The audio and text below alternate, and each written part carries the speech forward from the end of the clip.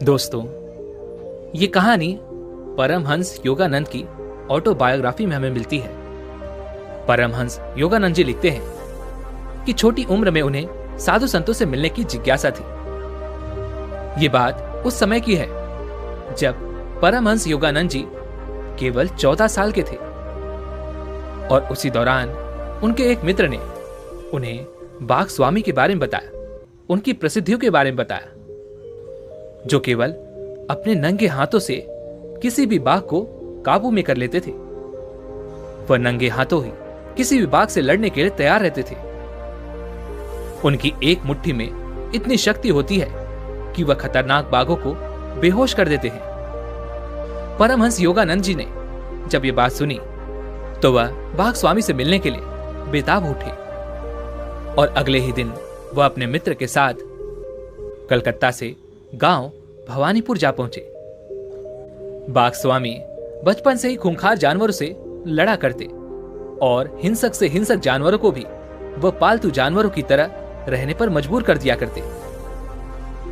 एक सुबह बाघ स्वामी के पिता ने बाघ स्वामी से कहा, बेटा, कल मेरे स्वप्न में आकर एक संत ने मुझे चेतावनी दी है और कहा है कि पूरा जंगल समुदाय तुम्हारे बेटे के विरुद्ध है और सबके मन में तुम्हारे लिए आक्रोश है।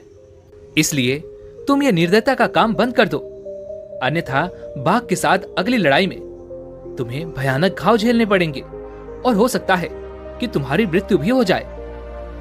बाघ स्वामी ने अपने पिता की यह चेतावनी सुनी और उस पर हामी भी भरी, लेकिन बाघ स्वामी अपनी शक्ति के अहंकार में थे, इसलिए उन्होंने इस चेतावनी पर ध्यान नहीं दिया और वह उसे कुछ ही समय में भूल गए।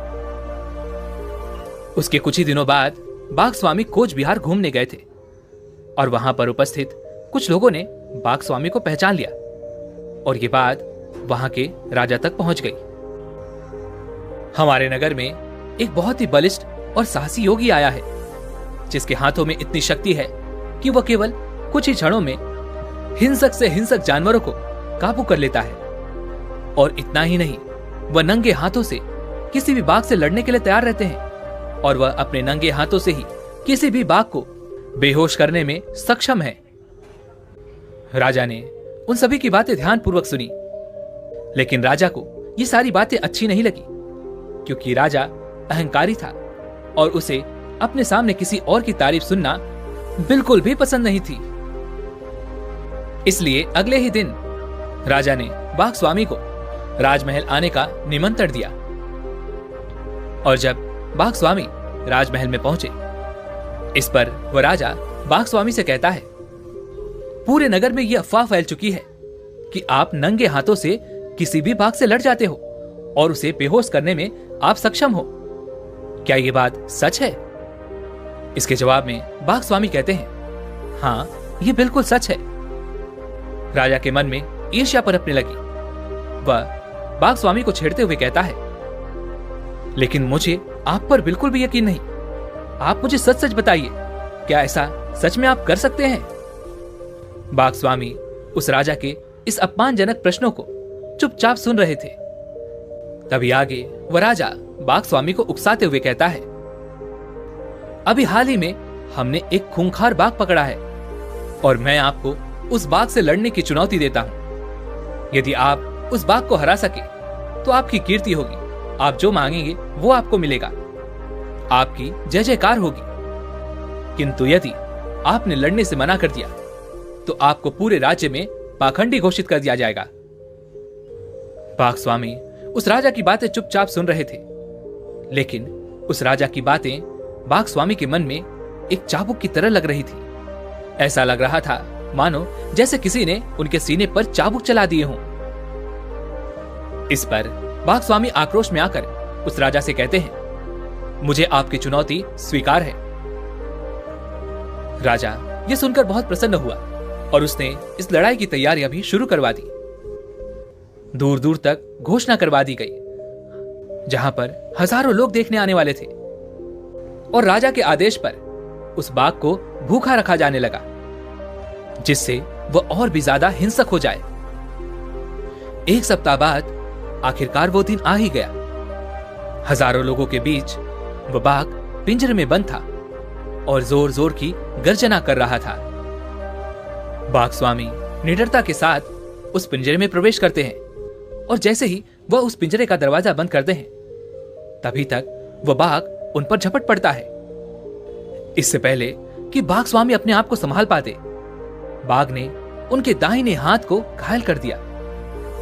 लेकिन जैसे तैसे बाघ स्वामी ने खुद को संभाला, खून से सनी हुई उन उंगलियों को लंगोट में छुपाया और बाएं हाथ से लड़ने के लिए तैयार हो गए और बाएं हाथ से वह बाघ पर कठोर प्रहार करने लगे, जिससे बाघ लड़खड़ाकर पीछे हट गया। लेकिन उस बाघ ने खून का स्वाद चख लिया था और उसे 7 दिनों से भूखा भी रखा गया था, जिससे कि वह और हिंसक हो जाए। उसके बाद उस बाघ ने पूरी शक्ति लगाकर पूरी उग्रता से एक बार फिर प्रहार किया। लेकिन बाघ स्वामी के लिए केवल एक हाथ से इतने भयंकर बाघ से लड़ना मुश्किल हो रहा था और सभी देखने वालों को ऐसा प्रतीत हो रहा था कि वह बाघ अब उन बाघ स्वामी को नहीं छोड़ने वाला। तभी वह हजारों लोगों की भीड़ चिल्ला चिल्ला कर यह कहने लगी, बाघ पर गोली चलाओ, बाघ पर गोली चलाओ। लेकिन बाघ की गति इतनी तेज थी कि सैनिकों के निशाने भी चूक जा रहे थे। उधर दूसरी तरफ बाघ के खून से सने हुए मुंह को देखकर बाघ स्वामी को संत की चेतावनी याद आ गई और तब उन्हें ऐसा प्रतीत हुआ मानो आज बाघ के रूप में स्वयं साक्षात उनके सामने मृत्यु खड़ी हो। तभी अचानक वो बाघ एक बार फिर से अपनी पूरी शक्ति का इस्तेमाल करके उन बाघ स्वामी पर प्रहार करने लगा और ठीक उसी के विपरीत बाघ स्वामी ने भी अपनी पूरी ऊर्जा का इस्तेमाल किया और उस बाघ पर तेजी से प्रहार करने लगे। उन्होंने अपनी संपूर्ण संकल्प शक्ति का इस्तेमाल किया और लगातार एक के बाद एक बाघ की खोपड़ी पर तेजी से प्रहार करने लगे, जिससे कुछ ही पलों के बाद वह बाघ धराशायी होकर गिर गया। उसके बाद बाघ स्वामी ने एक जंजीर लेकर बाघ को पिंजरे के छड़ से बांध दिया और फिर दरवाजे की ओर चल पड़े। लेकिन अभी तक खतरा टला नहीं था। वह बाघ भूखा था और उसे भूख लगी थी और वैसे भी उसने खून का स्वाद भी चख लिया था। वह एक बार फिर उठा और एक झटके से लोहे की वह जंजीर तोड़ दी और उसने एक बार फिर से बाघ स्वामी की पीठ पर प्रहार किया और एक ही पल के अंदर बाघ स्वामी के कंधे को उसने अपने जबड़े में भर लिया और देखते ही देखते उन्हें नीचे गिरा दिया।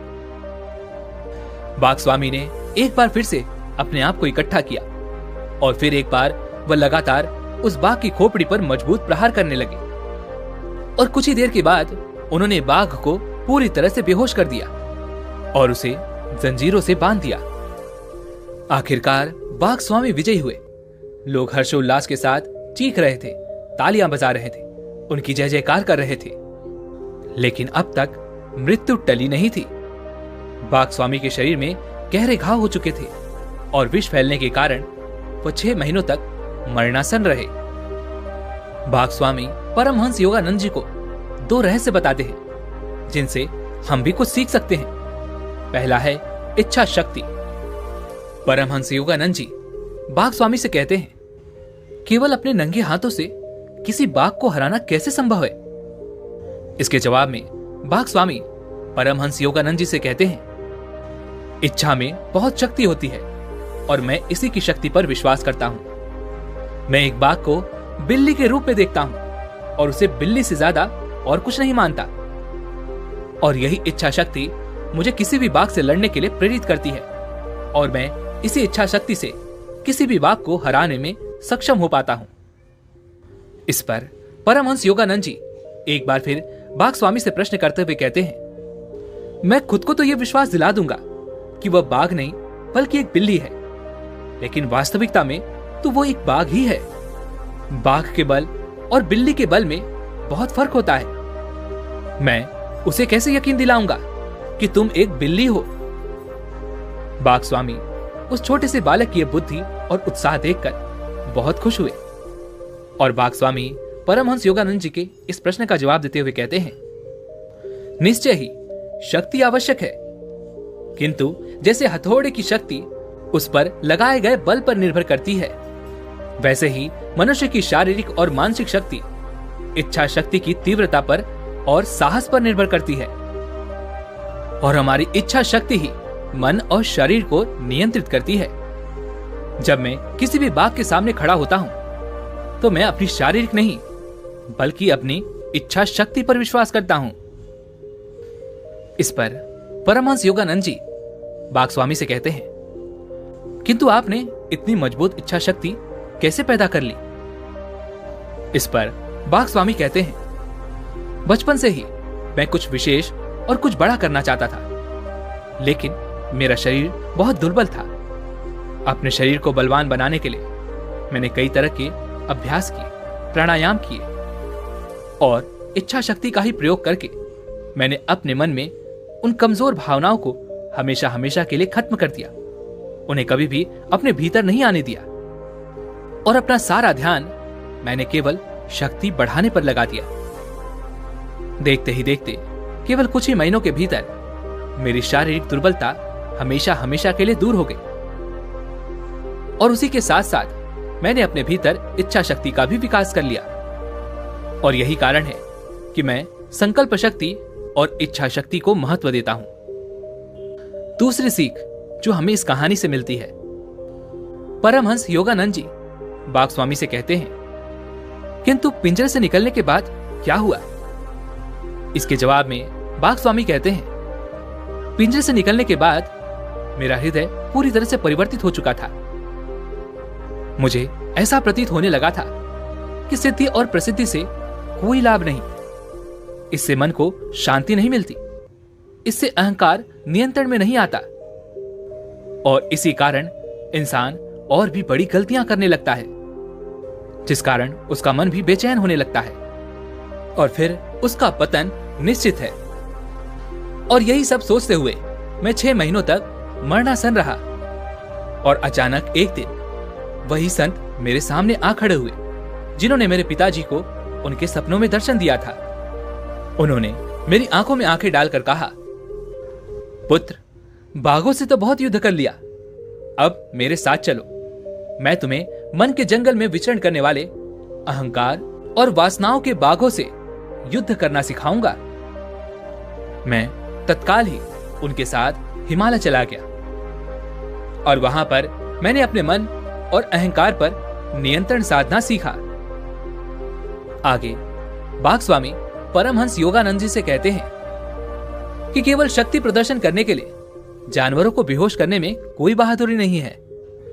बहादुरी तो अंतर मन में घूम रहे इन इच्छाओं, अहंकार और वासनाओं के बाघों को पराजित करने में है। अहंकार और मन को पराजित करो, इसी में असली बहादुरी है।